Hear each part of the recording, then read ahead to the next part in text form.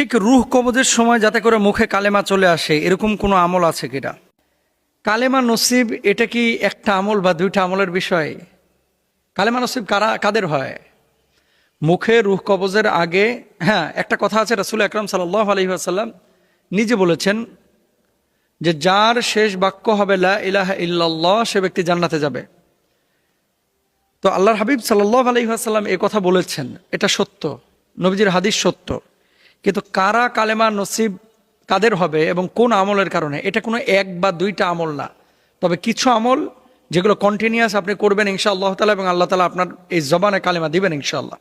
আচ্ছা, মিন আযমিন নাআমি আইয়ুফাকাল আবদু লিকাউলি লা ইলাহা ইল্লাল্লাহ ইনদাল মাউত, মৃত্যুর সময় লা ইলাহা ইল্লাল্লাহ বলার তৌফিক পাওয়া সবচাইতে বড় নিয়ামতগুলোর একটি। এজন্য এই যে যখন আমরা দেখি যে একজন মানুষের রুহটা কবজ হয়ে যাচ্ছে, তখন আপনার উচিত হচ্ছে তার সামনে কালেমার তালকিন দেওয়া, লা ইলাহা ইল্লাল্লাহ বলা, লা ইলাহা ইল্লাল্লাহ বলা, সূরা ইয়াসিন পড়া। এবং মনে রাখবেন, আপনি যখন রাস্তা দিয়ে হেঁটে যাচ্ছেন দেখবেন অনেক সময় পিছলে আপনি পড়ে যেতে লাগেন, অথবা আপনি গাড়ি ড্রাইভ করতেছেন, হুন্ডা চালাচ্ছেন, গাড়ি চালাচ্ছেন, হঠাৎ অ্যাক্সিডেন্ট হওয়ার মুহূর্ত হয়ে গেছে, তখন আপনার মুখে কোন বাক্যটা আসে দেখেন? যেটা আপনি সবচেয়ে বেশি উচ্চারণ করেন সেটা আসে। কেউ বলে ও বাপ গো, ও মা গো, ইন্না লিল্লাহ, লা ইলাহা ইল্লাল্লাহ। আপনি যেটা উচ্চারণ করেন সেটাই কিন্তু আসে। ধরেন পিছলে পড়ে যাচ্ছেন, দেখবেন ওটাই আসে। তো মালাকুল মাউত যখন আপনার কাছে আসবে, যখন রূহ কবজটা হবে, এটা তো একটা বিপদের মুহূর্ত। গোটা জীবনটা আপনি যেমনে কাটিয়েছেন, যেভাবে কাটিয়েছেন, ঠিক ওই সময়টায় আপনার মুখে কিন্তু কালিমাটা ওইভাবে আসবে।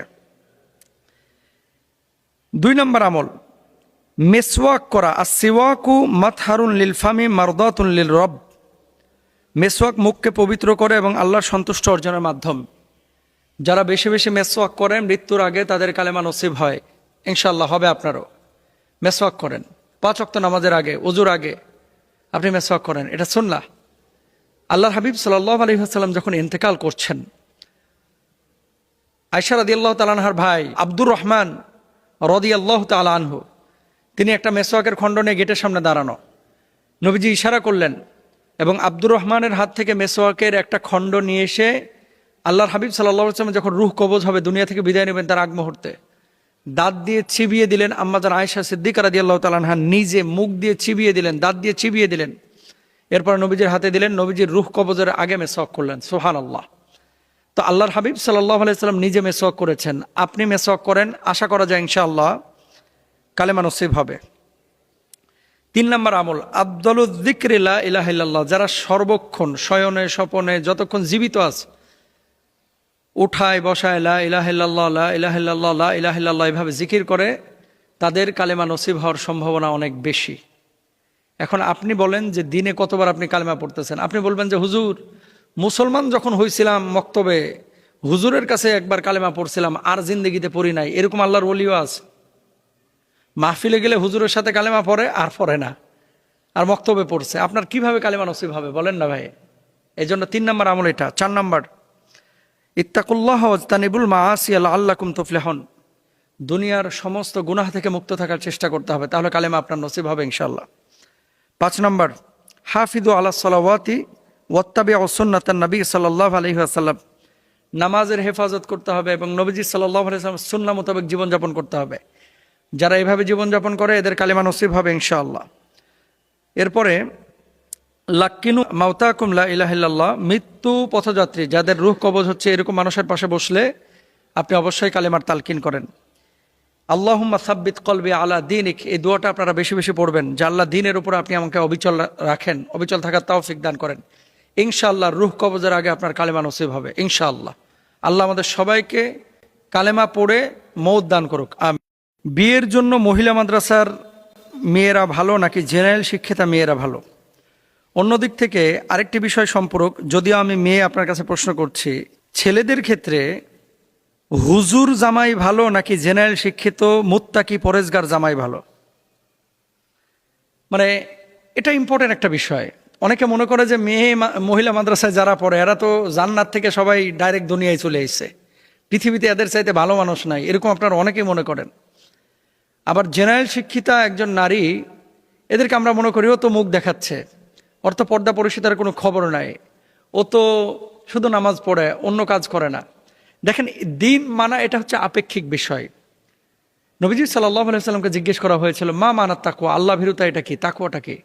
আল্লাহ হাবিব সাল্লাল্লাহু আলাইহি ওয়াসাল্লাম মুখে জবাব দেন নাই, জবাব দিয়েছেন আঙ্গুল তুলে ইশারা করেছেন হৃদয়ের দিকে। আর তাকওয়া হা হোনা, তাকওয়ার জায়গা হচ্ছে হৃদয়।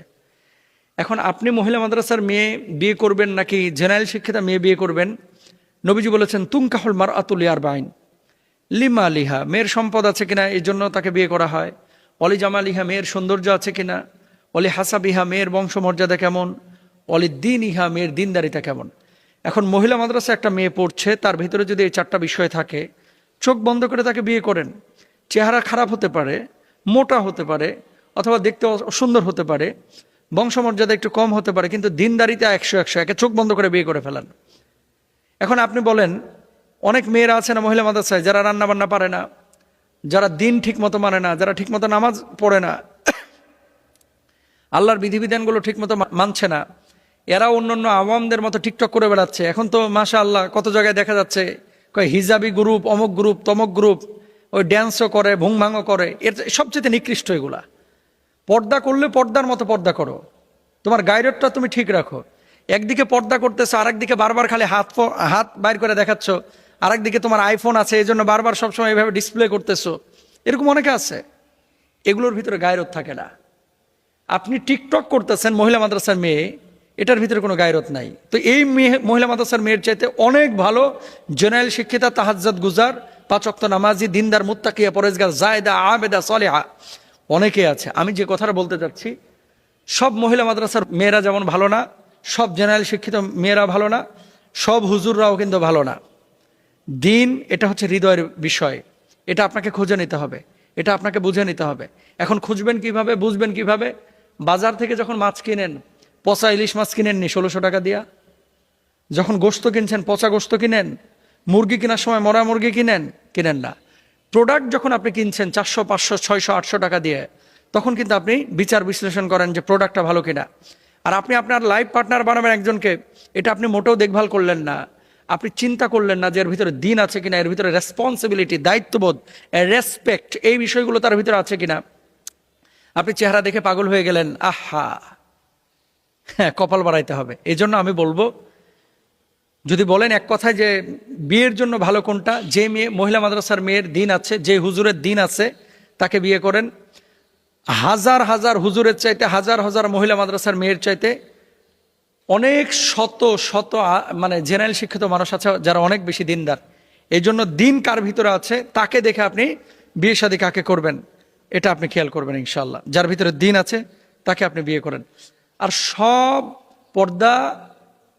পর্দানশীল যারা মেয়ে, সৎ, এদের ভিতরে রুহানিয়াত থাকে, এদের ভিতরে ইসলাহ থাকে, সংশোধনের মানসিকতা থাকে, যার ভিতরে কোরআন হাদিসের এলেম থাকে, অবশ্যই আওয়ামের চাইতে তারা অগ্রগামী।